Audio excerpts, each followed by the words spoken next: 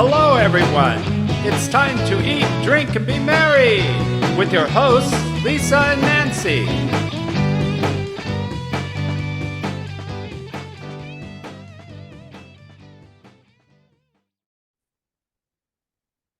Hey, everybody. It is the first Wednesday of the month. It's April, and that means it is time to have our Wine Time with Peggy podcast here on Big Blend Radio's Eat, Drink, and Be Merry show. And, we love this time because Peggy always tells us what's going on in the vineyard, and the vineyard of her company, LDV Winery, that she runs with her husband, Curt, is based in the Chiricahua foothills in southeast Arizona. It's a beautiful region, especially this time of year. It's a good time to go. Their tasting room is in Scottsdale, Arizona. So you can go to ldvwinery.com to see everything we're talking about.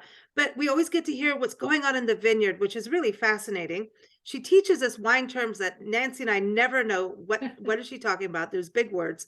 And always we talk about wine pairings and what's going on at the winery itself, because apparently a lot of bottling is going on, a lot of wine's coming out of there. So it's an exciting time. So welcome back, Peggy. How are you? Thank you. Doing wonderful. It's they say it's almost spring, but it's still a little chilly in Arizona. Of course, not where you are. Yeah. Well, by the time this airs, we'll be in Texas. So we're hoping it'll warm up. So yeah. So we'll be like, yay, we're in Texas. Yeah. So that West Texas, which I believe they have wines in Lubbock. Yes, they do. Yes, they do. Oh. Yeah. Do you like Texas wines? Well, I haven't tasted a lot of it. And so I think it's getting better. I think in Texas, the big issue right now is defining what's a Texas wine. Because for a long time, they imported grapes from California and other places, and then put labels on it and called it Texas wine. So there are now kind of shifting in the industry. It's grown tremendously. The Texas wine industry is huge. And but now they're growing the right kind of grapes that fit within that terroir. And I think it's changing and growing and evolving, which is exciting for them. It is. We've gone to a couple wineries, actually more in Northeast Texas. We went to one, but it's something that people find surprising, because wine in Arizona and Texas, people don't always think that you're going to have wine in the desert Southwest. Right. And it's shocking because that's where the original grapes came from, is in an arid region. So it makes sense to grow them in the desert because they're a low water use crop, and they do phenomenally in this climate. Okay. So speaking of that, I know it's been a wonky year. This winter has been wrecking havoc for everyone. I mean, even yesterday I was looking, it was snowing in Santa Fe, and I'm like, what is going on? California right today as we record is getting nailed again. I mean, we're getting snowed in Wisconsin, but that's okay. If you just make sure you have enough wine, if you're going to get snowed in, then Correct. everything is fine, right? Correct. And dogs and cats always help too, and beautiful views. So we're all good, but what is going on in the vineyard now? Because it's like last time you're like, this is a scary time of year right now with the weather. How are things going? Well, we've had a lot of moisture this year, a lot of rain. We did get some snow in the vineyard, which doesn't hurt the plants at all, the vines at all at this time of year. But I think it was March 16th, 15th or something like that. We had what's called sap flow. So remember last month, I think I was talking about the little fuzzies that we were starting to see on the vines, which is the first visual basically of the vines starting to wake up from their dormancy from the winter months. And so the next thing is where those little popcorn little fuzzy things were, you start to get sap flow, and it's little droplets of water start coming out of the vine. And that is really the announcement that, hey, we're waking up. We've had some warm afternoons, warm days, and the ground is warming up. So we're waking up. However, the scary part is bud break is soon to follow. and we could have another frost. We could have, especially this year, how crazy the weather was, and that is problematic. If we have bud break and then we have a frost, we could lose those vines. We don't want you to. No, exactly. So it's a exciting time in the vineyard right now, but it also is a nerve-wracking time to with bud break coming too soon. I mean, it's on schedule. But this is weather year. It's crazy. So who knows? So Yeah. fingers are crossed. Well, I know, because you look at the weather and you think you plot. I mean, I'm one of those people that look every hour kind of thing. I'm just fascinated, but I'm not running a vineyard. And for you guys, that's like, this is dollars and cents. For me, it's about safe travel, really, because you have to know what you're driving into. I mean, even getting to Wisconsin, we missed it. We were in Chicago area and we missed it by an hour, got here, and within the hour, boom, so I time it to we got to get, be safe. But for a vineyard, you guys have to have all eyes on the weather, right? And kind of all the time. My husband is constantly has several different weather channels programmed and on the television all the time. Of course, we have a pretty sophisticated weather station on the vineyard, so we can get real-time information of what the weather is like in the vineyard, which is so important year-round. To watch exactly, yeah. So okay, so I'm fingers crossed. Everybody, just whenever you have a sip of wine, just put good vibes onto the vineyard. But on the other side, I've heard that you're still bottling more. Last time you were on the show, you were talking about, you had this abundance. So, some things are really good when you have abundance, right? Right, exactly. Yes, we're still bottling like crazy. We, I think I talked about the 2017 wines that we extended their aging process on them. So some of those wines have been aging for 70 months in barrel. And what's exciting is we're finally bottling all of those reds. And oh my gosh, it's been a fun experiment because the wines are phenomenal. Absolutely oh my gosh, phenomenal. That's awesome. Yeah. So we did not rush those to the marketplace, and now they're ready. We're bottling them, getting all the labels for them. So hopefully we'll start rolling them out next end of April, May. We'll start rolling out some of those 2017 wines. We have the first one out on the marketplace at the end of this month, which is our 2017 Syrah. And I think it's one of the best wines we ever made. I want that. That. Now, see, this is in time for Mother's Day. I'm just saying, for everybody. Okay, when does your shipping stop? This is an important question. Absolutely. So it stops in late April, maybe mid-May. We have to stop shipping, and then we can't ship until October. So it's a long summer that people have to go without LDV wine. So get your orders in. Get it. Peggy will be busy. Yes, shipping lots of wine around the country. Exactly. Oh man, yeah, because of the heat in Arizona. It's right. That's how it is. So 2017 red wines, that's very exciting. I know we're going to talk about Easter dinner. We've got a great recipe for baked glazed ham. Everyone, you can see it on blendradioandtv.com. Also, the recipe, as we talk about these recipes every month and wine pairings. And if you go to ldvwinery.com, I encourage you to follow, click on their social media like Facebook. I love following on Facebook. I'm always like, what's going on? Next thing they're having all these parties. Like, I was like, I want to be there for St. Patrick's Day that happened. They were having fun. They're like corks with shamrocks and then also sign up for their newsletter, because that's where you get recipes, and you are always I love it when people really do newsletters.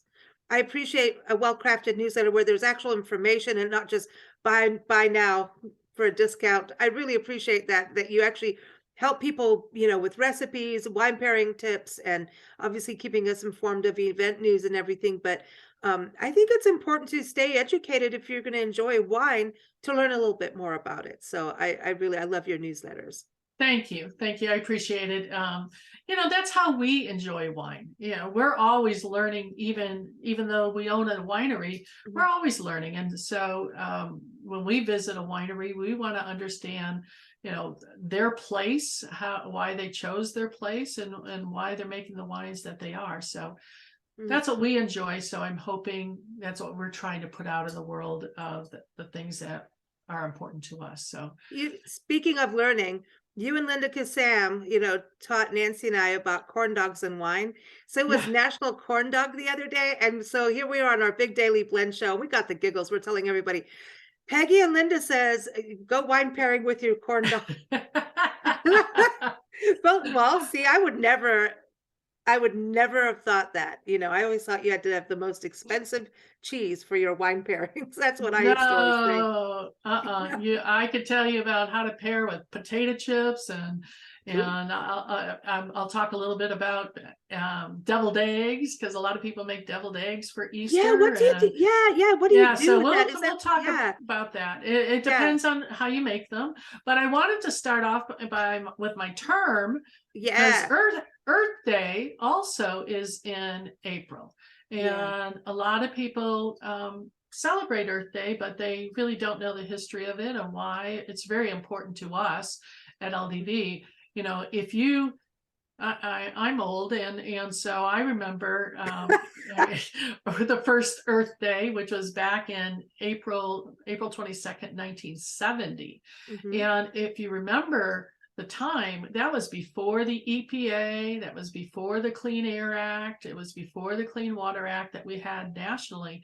And it was a junior senator out of Wisconsin that wanted to basically do what do they call it? A teach-in, not a sit-in, but a teach-in, and use that, have schools and colleges and so on teach about the importance of the environment and protecting the environment and so on. And so we created this Earth Day, but it was a way of putting a national focus on the importance of the environmental issues. I think the guy's name was Gaylord Nelson. Was a senator from Wisconsin that started this effort. So it wasn't until the 1990s where it really went global, and this focus on environmental issues and the importance of having clean water and clean air, and that's something we all deserve. I love that you are focused on sustainable. And actually, we had the co-founder of Earth Day on our show just about a month ago. Wow. Yeah, you're in the same magazine, our latest Success Express magazine.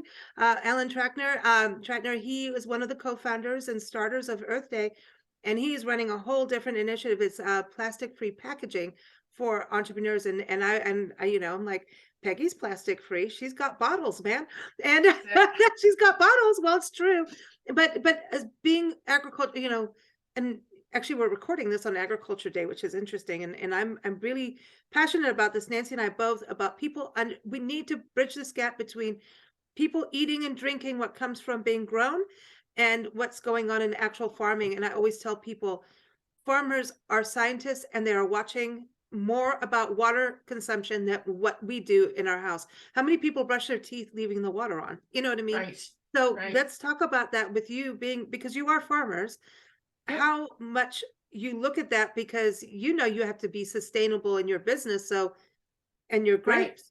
Right. No, it's so important, and that whole sustainability ethic is very important to us, and we define it as this comprehensive set of practices that we apply to our vineyard and our business that that are environmentally sound. So we're always looking at ways to improve how we treat the earth and how we can grow grapes the most sustainable with as little impact as possible on the environment around us. But we also are socially equitable focused and want to play a role in that, and also ensuring that it's economically viable. I think those are the three stools of sustainability that are very important that we apply to our vineyard. And how we define that is, we're looking at the overall ecosystem of our property and the impact that we might have. And that is even before we plant it, or when we plant additional acres, we're looking at the soils and water analysis and letting that guide us on how we plant and where we plant. We do have a creek that runs through 20 acres of our property, and though it has 100-year-old oak trees on it, it's a riparian area. And we want to make sure that if there's any runoff from the vineyard into that creek and that riparian area, it's protected and we're not harming that in any way. So that watershed is very important to us. And we're looking at soil diversity and all of riparian, that habitat, making sure that it grows and is sustained over time. So looking at that whole ecosystem is very important. As part of our sustainable practice. When you talk about that, the more you're healthier your soil, the better for the grapes, right? And, oh my gosh, yeah. Yeah. Soil health, I think, is one of the most important issue for us, but it is a global issue, and we should all be concerned about ensuring that we're protecting our soils and managing our soils over time. And for us, that means doing analysis. We do it pretty much several times a year. So after harvest and before the vines go dormant, we do a very thorough soil analysis of our vineyard to really determine what kind of what has been leached out of the soils in terms of the minerals and so on, because of the harvest and the growing season, so that we over the winter can augment those soils over the winter time.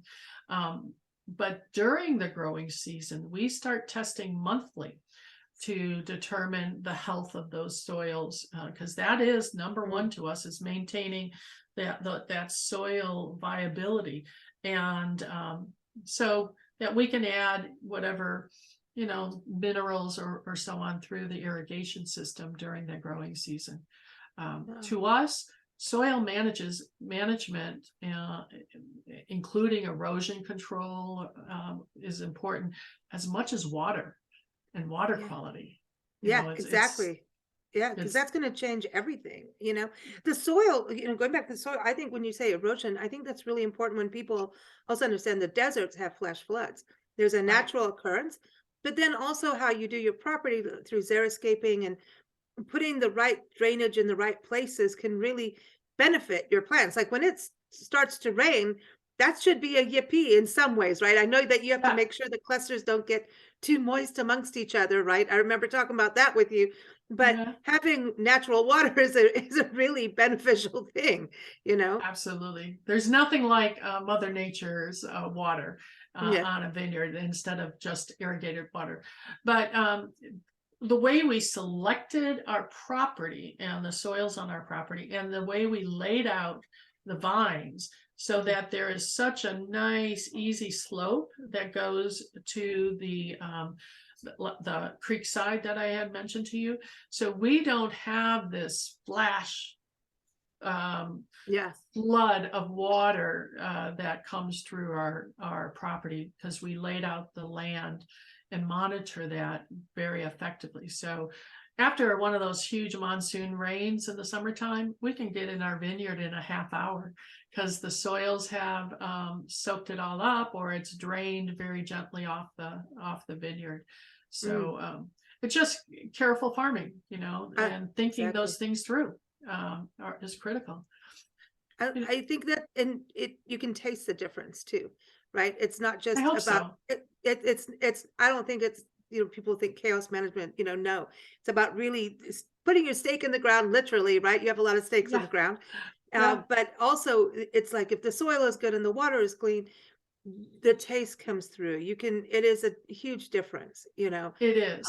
And it's nice that, you're keeping the landscape, because your area's got like ancient history and and the natural beauty. Oh, I love your area so much. I know. I do. Every time you just start talking about it, I'm just like, oh, I miss it. I miss it. I love it out there so much, So I love that you're sustainable. The other part in sustainability is vegan. So I know a lot of people are vegan for, cultural beliefs and also religious beliefs, for health reasons. Some doctors will make people like, you're going to be vegan. They're like, oh, heck no. But yeah, you're going to, and then find out that you can do it.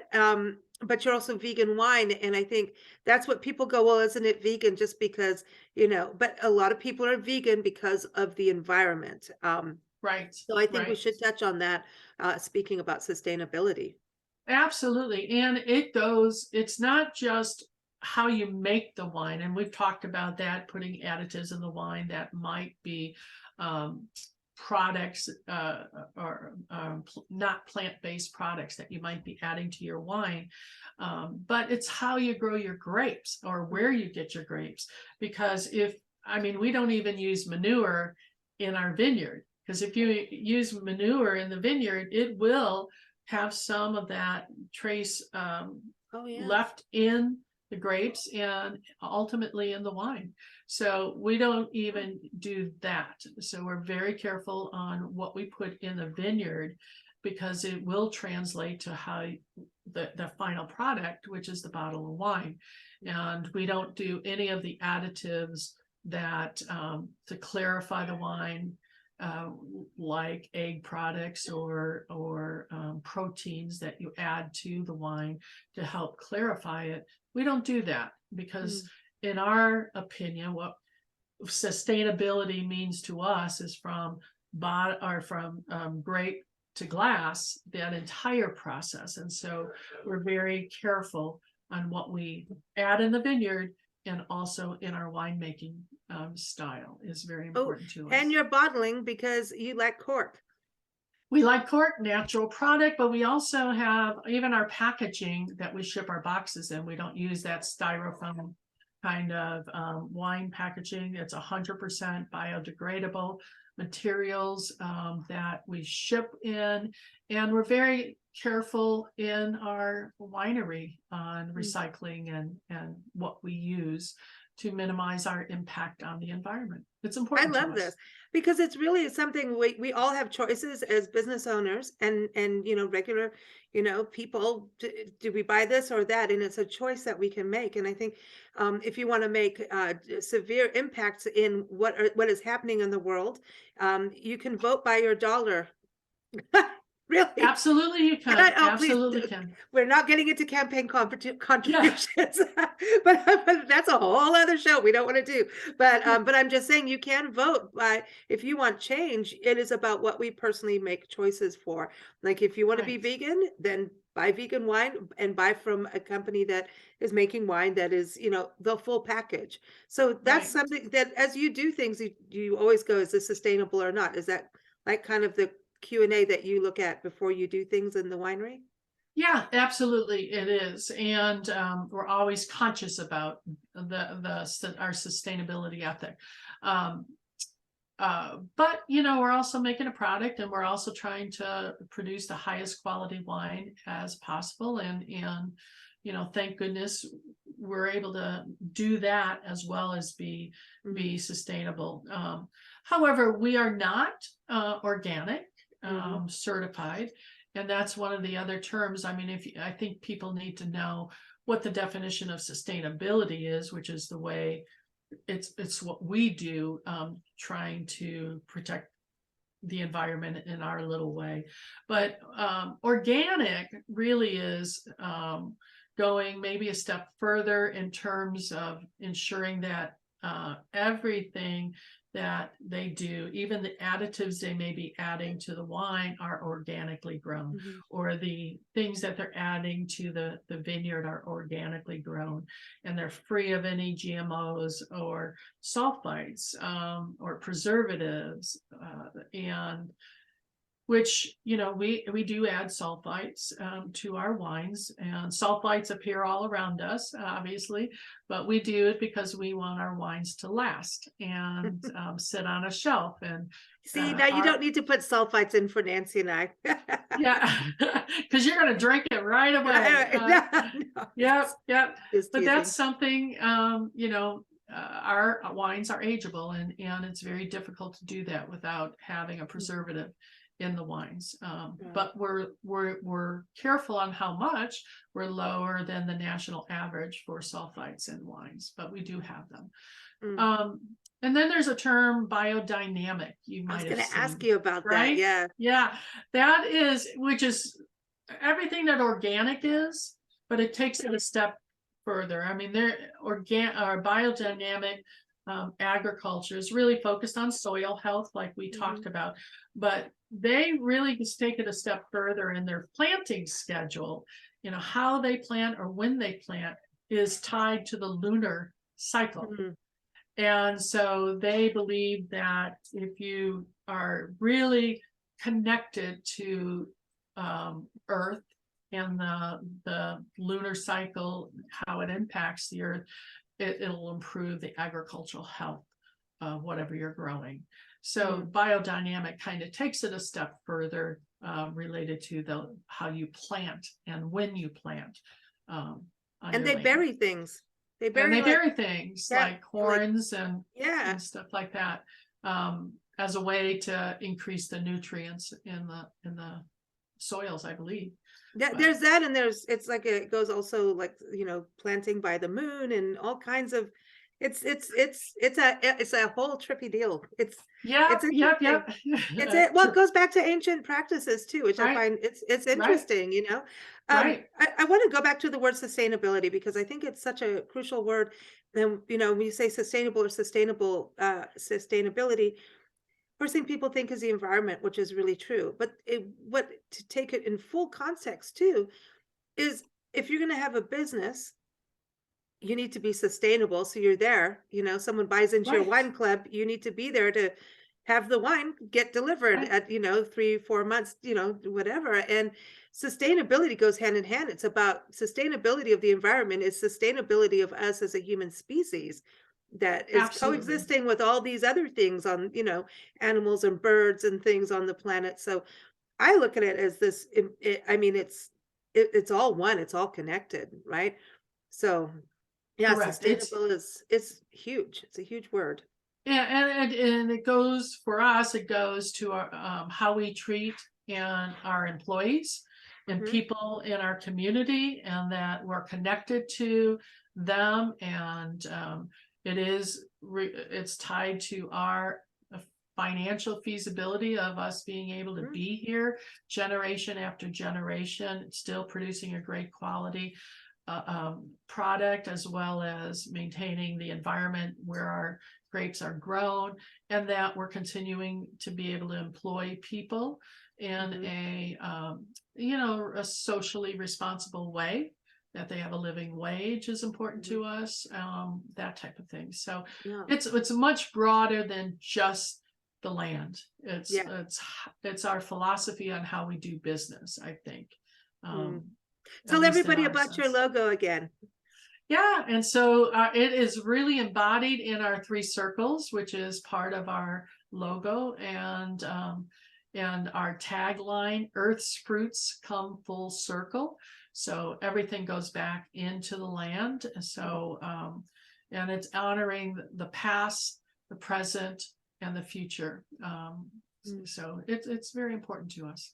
Yeah, I love that. I love it. I love that you're forward thinking too, you know, that it's, you know, the land stays good. So, you know, you're keeping the land good for the next generation, you know, and people are going to learn how to make wine. Right? Yeah, that's absolutely. Awesome. Or, you know, maybe a next generation doesn't want grapes, but we haven't ruined the land. So we haven't destroyed the soils. We haven't. That's a good point. It could come, someone might want to tear up the grapes and put in apple trees or whatever, or just let the land go back to natural. We will not have destroyed it. It will be able to do that. You know, generations after generations. This place will remain special, and that's what's important to us. It's really hard to do too, because you still have to build on a property. And I remember we got our place in 29 Palms, and we couldn't grow anything. We put fertilizer, we had to put fertilizer down. We put all wildflower seeds in, and we got these little teeny little plants because the soil was so bad, and we amended the soil. But Mhm. the people that had this house before us never amended their soil. So it had all Right, these chemicals from the actual building of it. And I know you understand that from being city planners and everything right, too, is that right. environmental thought beforehand. And I have friends who are biologists and work in with engineers and everything, and looking at water quality and everything. I said, well, when these big developments come in, like environmentally they're doing this and this, and she goes, well, yes, but if nobody talked to them and had that forward thinking like what you and Curt have Right, for your company, right, you're gonna, the engineers aren't gonna do anything until someone says, hey, by the way, we want to preserve this river over here, now design around that. Then engineers will go, okay, we'll design around that. I don't know, yeah, you did it's all that. possible. Yeah, Yeah, yeah. it's It's, but this is what these conversations are so important about, is just having that thought, that thought process. And I think what you're doing as a company is so, it's something people can listen to, learn about, and go, hey, what am I doing with my company? How am I running right, my house? What am I doing in my own garden? Am I right, putting pesticides in my garden and then letting my kids and dog run around and letting the birds eat from plants that have poison on them? right, So right. there's all of those values that you really put in the forefront, which I appreciate. But now let's talk about food. Let's Yeah, talk, yeah, yeah, yeah. yeah, food Awesome. pairings. So I know Food Easter's pairings. just a couple days away, but then there's all these holidays. You've got a great recipe for baked ham. But let's talk. You said egg. Doing the deviled eggs is a big deal, and these Yeah, deviled eggs are served brunches. They're served during, even 4th of July and things like that. And I mean, a good deviled egg is good. And isn't it because you've got the earthy kind of sweetness of it, but then if you put an olive or a pickle with it, now it's got that little salty. So yeah, let's right. talk about what wines to go with that. Eggs are a tough wine pairing. It's like asparagus or artichokes that they're tough to pair a wine.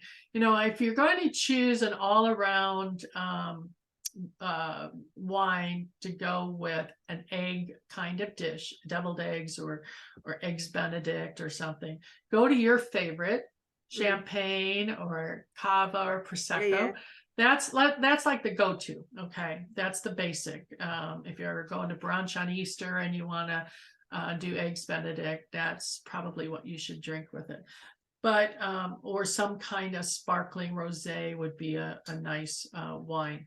But if you're doing deviled eggs, let's say, and you make your deviled eggs with some bacon, or a lot of people use smoked salmon in their Hmm. deviled eggs, then I would choose a sparkling rosé would be great with that, or Chablis, a French Chablis would be nice with that.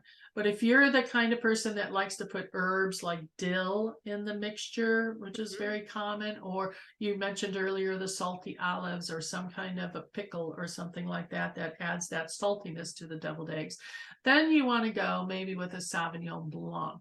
So something, or like one of our Viognier, our Sky Island Viognier, that's made Sauvignon Blanc style. So there's no oakiness to the white wine. It would pair beautifully with that herbs and the saltiness of it. But if you're doing like something more exotic, like mixing the yolk with a curry or different Mm. kinds of curry spices, Ooh, I then you're like in. that. Yeah, yeah, and I've made them that way. And then you're into, maybe a Grenache. So maybe into the red wine, or with a dry Riesling would be beautiful with that. Mm. So those are just some things, just like I always say about pairing anyways, is you need to think about not just the egg, but how you're going to make that egg. What are Yeah. you going to mix in it? And then that's what you pair with is Mm. the winnets that you made Are that you putting egg a from. jalapeno slice on yours? I like a spice. I actually use Tabasco in my. Ah. I put a little Tabasco and then some Hungarian paprika on Oh, I'm top. with you. I'm coming to hang Yeah. with you. I like this. Now listen, like a little slice of prosciutto might be good on Mm, the egg. I'm just saying. I know we're yeah. getting to ham, but a little bit, a little, sausage with the eggs. Just Yeah. saying, just a little slice. It's one of those things, have fun with. I mean, everyone I think there's the traditional deviled egg, which I think was from the 50s. All of our moms created it, and it was basic with some mayonnaise and some pickle relish and a little salt and pepper, and that was the deviled eggs. That's the deviled egg I grew up with. Yeah. But now you can be so creative with them and have fun with it. Yeah. This is one thing I don't have a good recipe for how to make the deviled egg so it's easy to peel. I have tried every single recipe, and sometimes it works, sometimes it doesn't. You know what? I think it has to do with if you're getting your eggs fresh from the farm, and how long they've been, because then they're saying you don't put them in the fridge, you do put them in the fridge. Are they pasteurized? Are they not? How long have they? I think it's about the age of the egg, because I've tried them all too. It's like, all right, put them in ice water, then they're easy to peel. No, they're not. No. Yeah. No. And sometimes you get a double yolk. It's like the double rainbow. But no. Maybe I'm just because maybe I just smash them too hard. I don't know. I don't know. It's that is the pain of making deviled eggs, that's for sure. And I don't have a secret, a foolproof secret on how to do that. I like to crush the egg around them and then put them in dye, and then they can be tie-dyed eggs. That's that's like dinosaur eggs. You can color the eggs with red wine. Oh, now we're talking. Or if you do get a perfect egg that before you cut it to make the deviled egg, you can soak it in red wine and it'll get this beautiful pink kind of, the white turns a pretty pink color, and then make your deviled egg. So have fun with that. Oh yeah. I'm all for this. I love deviled eggs. I think they're good, but I don't know if I want to use my wine on eggs. I don't know. I know. Unless you had some leftover and you needed to use it, that's a creative way to kind of use that.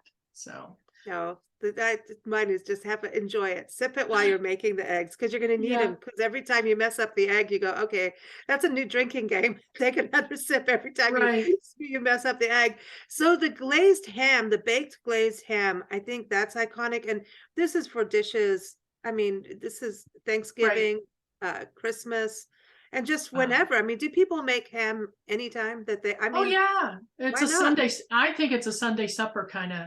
Meal, when you have the whole family coming over for dinner, it's a great way to grab a ham. And this is the traditional way that I grew up with eating a ham. And I prefer making a ham than going to, one of those companies that have the sliced ham already made. I think it's easy to make a beautiful glazed ham. So do it yourself, start from scratch. So, get the recipe I have is for a 10-pound bone-in. And I think you definitely want a bone-in ham. It doesn't, and I call for a smoked, but either way. And, the glaze is simple, just with brown sugar. And I like to use a brown mustard as part of it, because I think it adds a little tang to it. And of course, this has wine as part of it, and it's okay to put wine with this. For some reason it just goes better for me. And of course it has the pineapple juice and pineapple slices, and I love cloves. I love the what cloves do to it, so I stud the whole ham with cloves after I kind of do my squares cuts on the ham, the fatty part of the ham. But no, I think the only key is when you're cooking it and you want to get to the temperature, the internal temperature, till about 160 degrees. Make sure you don't put your thermometer on the bone or have it touch the bone, or that it's just in the fatty part of the ham. Make sure you insert it in the proper place so that you get a good temperature read of your ham. But and the other tip of this recipe is, don't pour the glaze over it at the beginning. Let the ham cook for a while, and then towards the end is what you pour the glaze on, and the pineapples and so on. Otherwise, you'll probably burn it, and you don't want a burnt ham, or cover it a little bit if you're starting to have the outside get a little burnt. So. Yeah, it gets too much too. I think it'll over sweeten it. It's very similar to what Nancy would do with corned beef. She Oh, closed it sure. too, and she did bourbon on it too. Like, Oh, ooh, wow. yeah. Well, Nancy, yeah, she's like, come on, let's try this. But the mustard, it was that dark mustard, just did Yeah, everything. It just puts all of those senses together. So, what right. kind of wine would you be cooking with for this? Tell us about Absolutely, that because part. you have sweetness and you Hmm. have saltiness in Hmm. this dish. So that's what you're trying to choose the right wine to really pair with. And so a medium bodied red like a Grenache Hmm. or a Pinot Noir would be beautiful. You could go a little heavier with a Syrah, which would be nice. Mm. Or a sparkling demi sec might Mm. be so not something really sweet, but a sparkling wine might be nice with this. It's spring. Yes, It's spring. I yes. know. I'm saying that. I'm going. I'm coming for you. I'm coming for you. However, I have some other tips about the Yeah. Easter basket, because Oh. I think Easter baskets are not just for Oh kids, no. so you want to have some desserts and you want to enjoy what might be in a Easter basket, or steal your kids, I don't care. But so typically in Easter baskets, they have things like the Cadbury eggs that kind of have that marshmallowy and right, and perfect with a Chardonnay. So even if you don't do your basket and you have leftover Cadbury eggs, just enjoy them with a nice Chardonnay would be great. Mm. Those rabbit peeps, if Oh you've yeah, yeah. seen, Come on. You have to right? have them. So when you do Sparkling a wine. basket, is this when you have it like if you have people coming over for dinner? Because I know you like parties, right? Yes, You do yes. one basket for everybody to dip into, or are you giving Oh, no, people no. individual baskets? Individual baskets.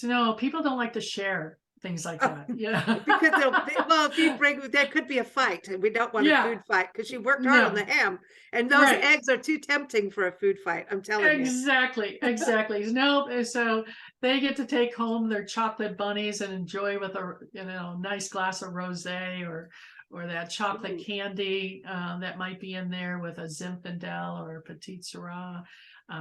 That's I want them to take something home with them and enjoy it with some You know nice what? wine. The M&Ms have been dangerous. The Easter M&Ms with the Oh little peanut in goodness, there. See, yeah. Now I know that it's sweet. So wine right, wise, it's been interesting what to pair with that.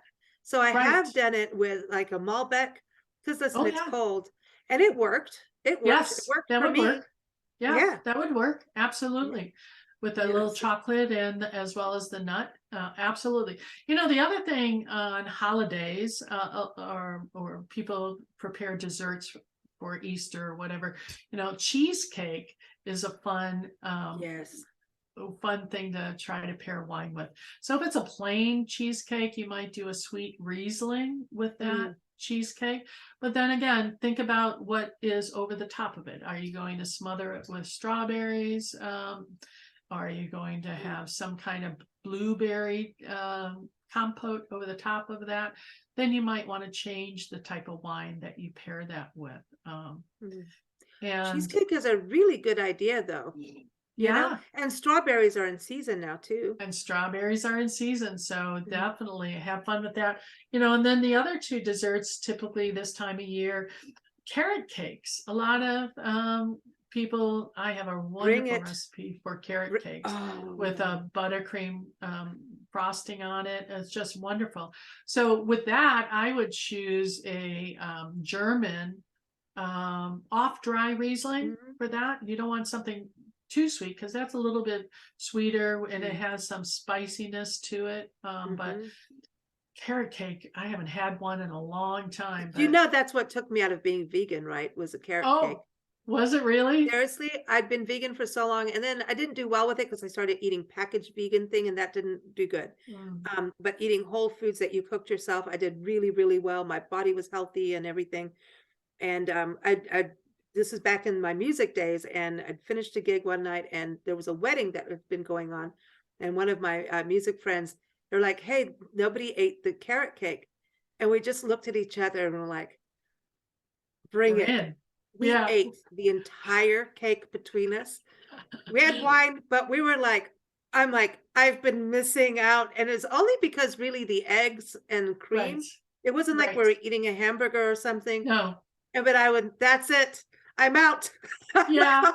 Oh, Because that how I'll never wonderful. forget that carrot cake. And to this day, someone says carrot cake because especially when it's fresh, there's Oh the gosh. texture of the carrot.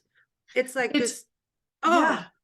It can dude. be very the creamy. It have a Oh. creaminess to And it. it's fun for Easter because you could do a little carrot on the top, when people do that little carrot. It's Yes. cute. It's the Easter bunny. It's like, yes. Yes. Oh, Yes. oh, and yeah, you could do carrots, baby carrots on the side with the glazed Right. ham. Come Yeah. on, we Oh, got that'd it. be beautiful. Nancy Absolutely. used to make, she got really, and when I was a little kid, because she's an artist, so she had a good time with cakes. She used to make bunnies and put like coconut on like a Wow. bunny cake made in the Yep. shape of a bunny, and it's all Yep. covered in coconut, white shaved coconut and grated, whatever. Yeah. Oh, come on. I think we need to have more fun. We You know, do, and we I we really should think so. make things from scratch. Is my, don't just go take the quick route and go and buy something. It's easy to bake a cake. It's easy if you just follow a recipe. I mean, baking, you do have to follow a recipe, and it is important to have the right measurements to it. Mhm. It's a chemistry thing, but Put it's some not music on, hard. have some wine, and don't bang the Yeah, oven door. Do not yeah. bang the oven door and don't let the kids around. But make it just, what we need to kind of calm down, do things like that because they always say, "Oh, meditate." I'm like, "Go do something like that. It'll calm you down." And teach your It's kids, mhm. to cook and bake and use it as a learning experience because they have to figure out a quarter cup or an eighth of a teaspoon, and Science. it's good science and math they can learn, but have fun too and be proud of something that Mhm. they actually created with their own hands instead of going to the store and buying something. Easter's almost like a spring Christmas in a weird way with the food because like you were talking about carrot cake, I immediately can like taste ginger and like cloves, like you were talking about. But It's yeah. kind of like that. Like I even now I want ginger cookies. I don't know why now I want a ginger snap.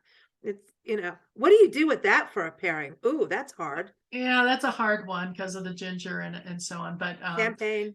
yeah, go to. But I think food has that memory that brings Mhm, you to the experience that you had. So mhm, Easter dinner with a baked ham, I have my whole family, memories of my whole family around the table and my mom bringing the platter with the baked ham on it and us just sitting around telling stories and laughing and spending the afternoon having um, Easter lunch basically is when we would have it.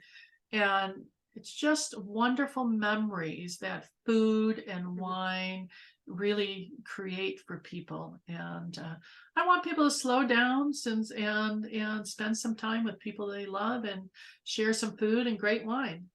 Man, well, I'm all happy. I'm Yeah. like, yay. I feel all excited now. I want carrot cake. I want some wine. I want flowers. I want sunshine. This is like, I feel all excited. Life Yeah. is good, man. This is That's great.